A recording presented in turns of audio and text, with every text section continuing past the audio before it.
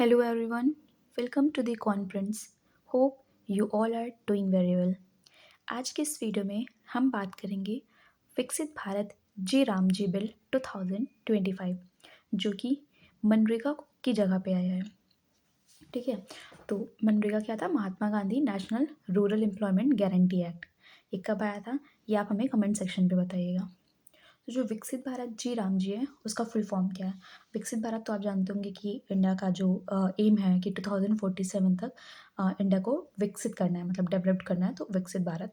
Ji Ram G stands for विकसित Bharat guarantee for रोजगार and आजीविका mission. G stands for guarantee, R for रोजगार, आजीविका एंड मिशन एंड ग्रामीण। तो विकसित Bharat G Ram G stands for विकसित भारत गारंटी फॉर रोजगार एंड आजीविका मिशन ग्रामीण। इसने मनरेगा को रिप्लेस किया है। मनरेगा का फुल फॉर्म क्या था? Mahatma Gandhi national rural employment guarantee act with a new statutory framework align with Viksit Bharat. Means ये जो नया बिल आया है उसका अलाइनमेंट विकसित भारत 2047 से है। अब बात करते हैं कुछ की डिफरेंसेस जो मनरेगा और विकसित भारत के बीच में, मतलब विकसित भारत जी राम जी बिल के बीच में है। मतलब जनरली हम ये बात करेंगे कि मनरेगा में ऐसे कौन कौन से प्रॉब्लम्स थी, या फिर उसमें क्या वर्क डेज था, कितने दिन का मिलता था, या कौन रिस्पॉन्सिबिलिटी लेता था, और हम दूसरे वाले में हमने क्या रिप्लेस किया है। तो सबसे पहले देखिए, जो मनरेगा था उसमें 100 डेज़ का वेज एम्प्लॉयमेंट था। मीन्स जो पर रूरल हाउस होल्ड्स थे उसमें 100 डेज़ का वेज एम्प्लॉयमेंट मिलता था। लेकिन ये वीबी जी राम जी में कितना है? 125 डेज़ का वेज एम्प्लॉयमेंट है। तो यहाँ पे 25 डेज़ का एम्प्लॉयमेंट जो है उसको इंक्रीज़ किया गया है, वेज एम्प्लॉयमेंट को। देखिएगा बहुत सारी जगह पे इस पे मतलब कि पूरी इन्फॉर्मेशन ना देने की वजह से उसमें बस ये कर दिया जा रहा है कि 60 डेज़ का एम्प्लॉयमेंट कम कर दिया जा रहा है। तो वो हम आगे देख रहे हैं, 125 डेज़ का एम्प्लॉयमेंट बढ़ाया गया है। ठीक, इसके बाद क्या है, जो एमजी नरेगा था वो मल्टीपल और स्कैटर्ड कैटेगरी थी। मीन्स उसमें जो भी वर्क होते थे उसका कोई प्रायोरिटी नहीं था। मीन्स कि वो किसी भी उसमें हो जाता था। जनरली तो हम लोग देखते थे कि पॉन्ड को डिग करना, ये सारी चीज़ें ज़्यादा होती थी। लेकिन मतलब उसमें कोई फिक्स नहीं था कि हमें इसी स्ट्रैटेजिक फोकस पे काम करना है, तो वो चीज़ नहीं थी।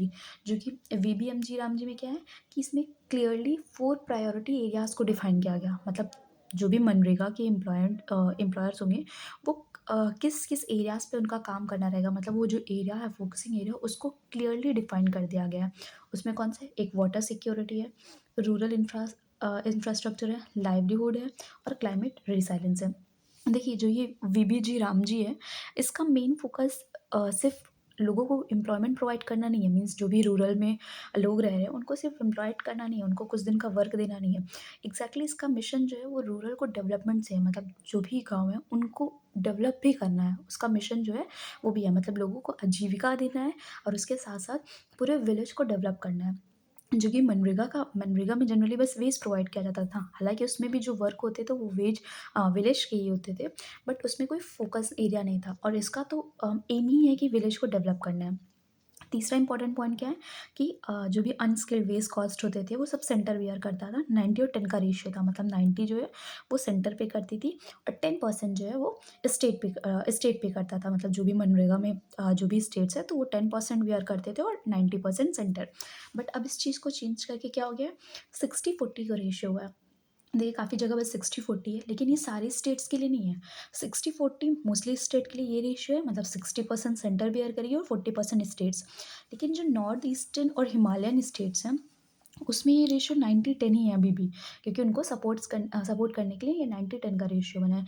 और ऐसे यूटीज़, यूनियन टेरिटरीज़, जहाँ पे लेजिस्लेचर नहीं है, तो वहाँ पे ये रेशियो क्या है, वहाँ पे 100% सेंट्रल गवर्नमेंट ही फंड करेगी। तो 60-40 तो याद ही रखिए कि मोस्टली स्टेट में 60-40 का रेशियो है। 90-10 का रेशियो किसके लिए? नॉर्थ ईस्टर्न और हिमालयन स्टेट्स के लिए। और 100% सेंट्रल फंडिंग किस में है? ये उन यूटीज़ में, यूनियन टेरिटरीज़ में, जहाँ पे लेजिस्लेचर्स नहीं है। इसके बाद फोर्थ इंपॉर्टेंट क्या है, no explicit statutory pause window. मतलब जैसे 100 डेज़ का वर्क होता है तो उसमें कोई ऐसा ये नहीं बताया गया था कि कब कितने दिन में वर्क नहीं मिलेगा। इस बारे में ऐसा कुछ नहीं था कि कौन से दिन वो रहेंगे जो वर्क नहीं मिलेगा। पॉज विंडो का मतलब कब वो वर्क, मतलब थोड़ी देर के लिए, कितने दिन के लिए वो रुकेगा, ऐसा मनरेगा में कुछ नहीं था। तो अब इसमें क्या है, इसमें जनरली 60 डेज़ का, इसी को बहुत सारे लोग एक तरीके से बहुत डिसलाइक कर रहे हैं या फिर अपोज कर रहे हैं कि जनरली इसमें क्या है, स्टेट 60 डेज़ के लिए एक फाइनेंशियल ईयर में 60 डेज़ के लिए कोई भी वर्क नहीं रहेगा। वो आपको स्टेट्स मतलब नोटिफ़ाई करेगा कि किन 60 डेज़ में वर्क अवेलेबल नहीं होगा। बट जनरली ये जो 60 डेज़ हैं हम आगे देखेंगे उसमें जो जब एग्रीकल्चर का पीक सीज़न नहीं होता, जब हार्वेस्टिंग होती है या फिर सोन सीज़न होता है, जैसे पैडी वगैरह लगता है, तो उस टाइम लेबर्स की अवेलेबिलिटी की बहुत रिक्वायरमेंट होती है ना, क्योंकि लेबर्स अगर दूसरे वर्क में लगे रहेंगे तो एग्रीकल्चर में जो लेबर की अवेलेबिलिटी है वो रिड्यूस हो जाएगी। तो जनरली जो 60 डेज़ का ये मतलब जिसमें काम नहीं मिलेगा, कोई भी मनरेगा का वर्क नहीं होगा, वो उसी टाइम पे होगा जब एग्रीकल्चर का बहुत ही पीक टाइम चल रहा होगा। सोनिंग का या हार्वेस्टिंग का टाइम चल रहा होगा, तो उसमें कोई भी वर्क एग्जीक्यूट नहीं होगा। वो स्टेट आपको मतलब जो लोग भी वर्कर होंगे उनको नोटिफाई कर देगा इस बारे में। इसके बाद फिफ्थ डिफरेंस ये है कि जो मनरेगा था उसमें डिमांड बेस्ड फंडिंग होती थी, जो अनप्रिडिक्टेबल एलोकेशन मीन्स कि इसमें ऐसा कोई स्ट्रक्चर नहीं होता था कि किस स्टेट को कितना एलोकेशन मिलेगा और किस बेस पे मिलेगा, ये सब चीज़ें क्लियर नहीं थी। लेकिन इसमें क्या है, इसमें नॉर्मेटिव फंडिंग है। नॉर्मेटिव फंडिंग का मतलब है कि एक जो भी हमारा मतलब जिस लिए भी हम वर्क दे रहे हैं उनका कुछ ना कुछ ऑब्जेक्टिव होगा। तो जो जो ऑब्जेक्टिव है उसके बेस पे एनालिसिस करने के बाद हर स्टेट को उसके अकॉर्डिंग सेंट्रल जो है वो फंड करेगी। मीन्स इसमें जो फंडिंग होगी सेंट्रल जितना भी देगी स्टेट को, तो वो बजट बनेगा कि उनके जो भी की एरियाज़ हैं, जो भी प्रायोरिटी सेक्टर्स हैं, जो भी ऑब्जेक्टिव है, और हर स्टेट के अकॉर्डिंग उसको फंड करेगी। तो पहले वाले में क्या था, डिमांड बेस्ड फंडिंग थी, ये आप याद रखिएगा, पेपर में मतलब जनरली लिख सकता है स्टेटमेंट। और अब क्या हो गया, नॉर्मेटिव फंडिंग। इसके बाद 6 क्या है, ग्राम पंचायत प्लानिंग इज सेंट्रल। जो मनरेगा था उसमें मेनली जो प्लानिंग होती थी, जो सेंट्रल गवर्नमेंट उसने एलोकेट कर दिया, ठीक है, स्टेट को, स्टेट ने रूरल गवर्नमेंट को दे दिया, मतलब जो भी वहाँ पे जो भी क्या नाम है गवर्नमेंट है, ठीक है, तो वो सेंट्रल पे थी। बट अब क्या हो जाएगा, अब ऐसा नहीं होगा कि ओवरऑल सेंट्रल पे मतलब कि ग्राम पंचायत पे ही रहेगा, ठीक है। अभी इंटीग्रेट इंस्टीट्यूशनलाइज कन्वर्जेंस हो जाएगा। मतलब इसका मतलब क्या है कि जैसे जो भी विकसित भारत है, ठीक, तो विकसित भारत से रिलेटेड बहुत सारी काउंसिल्स होंगी, कुछ मतलब कि इनको देखने के लिए, कुछ फंडिंग करने के लिए, तो ये ओवरऑल सारी सेंटर और स्टेट और रूरल, ये सारे लोग इंटीग्रेट होकर मतलब प्लानिंग के अकॉर्डिंग चलेंगे। मतलब ये ओवरऑल इंटीग्रेटेड प्लानिंग के हिसाब से ये होगा। अब कुछ इंपॉर्टेंट फैक्ट जो इसमें इंपॉर्टेंट है, तो देखिए, जब भी, हाँ, इसमें ये भी है वीबी राम जी वाले में कि अनएम्प्लॉयमेंट अलाउंस भी मिलता है। मीन्स कि अगर 15 डेज़ तक जो वर्किंग डे है, ठीक है, 100 डेज़ का अगर उन्होंने निकाला है और उसमें अगर 15 डेज़ तक कोई भी एम्प्लॉयमेंट नहीं मिल रहा है, कोई भी लोगों को काम नहीं मिल पा रहा है, तो 15 दिन के बाद उन लोगों को 15 दिन या कुछ, हाँ, ऐसे ही है सर, उसमें क्या होगा, उसमें अनएम्प्लॉयमेंट अलाउंस दिया जाएगा। अनएम्प्लॉयमेंट अलाउंस का मतलब कि बेरोज़गारी भत्ता दिया जाता है, ठीक है, उसमें पैसे दिए जाते हैं। तो अनएम्प्लॉयमेंट अलाउंस या डिले कंपनसेशन में जैसे जो वेज दी जाती है उनको वर्क के बाद, जनरली वीकली दे दी जाती है, ठीक है। और अगर छुट्टी वगैरह हुई तो दूसरे दिन, या जैसे फोर्टनाइट में, तो अगर वो वेज पेमेंट का डिले हो जाता है तो उसमें भी जो कंपनसेशन होगा, और वेज अनएम्प्लॉयमेंट अलाउंस, ये दोनों रिस्पॉन्सिबिलिटी किसकी होगी, ये दोनों रिस्पॉन्सिबिलिटी स्टेट्स की होगी। मतलब सिर्फ और सिर्फ स्टेट की होगी। इसका एक ये भी रीज़न है कि स्टेट्स, अगर स्टेट्स के ऊपर ही रहेगा तो स्टेट्स थोड़ा सा ज़्यादा उस पर अकाउंटेबल रहेंगे। वो अपने अंडर जो भी लोग लोकल में है, रूरल एरियाज़ में है, वो लोग ज़्यादा मतलब वर्क करेंगे, क्योंकि स्टेट्स को रिस्पॉन्सिबिलिटी उठानी पड़ेगी, इसका अलग से वो लगेगा। तो जो भी अनएम्प्लॉयमेंट अलाउंस है और डिले कंपनसेशन है, वो कौन करेगा, स्टेट्स की रिस्पॉन्सिबिलिटी होगी। इसमें क्या रहेगा, बायोमेट्रिक ऑथेंटिकेशन होगा, रियल टाइम मॉनिटरिंग होगी, आर्टिफिशियल इंटेलिजेंस का भी यूज़ होगा।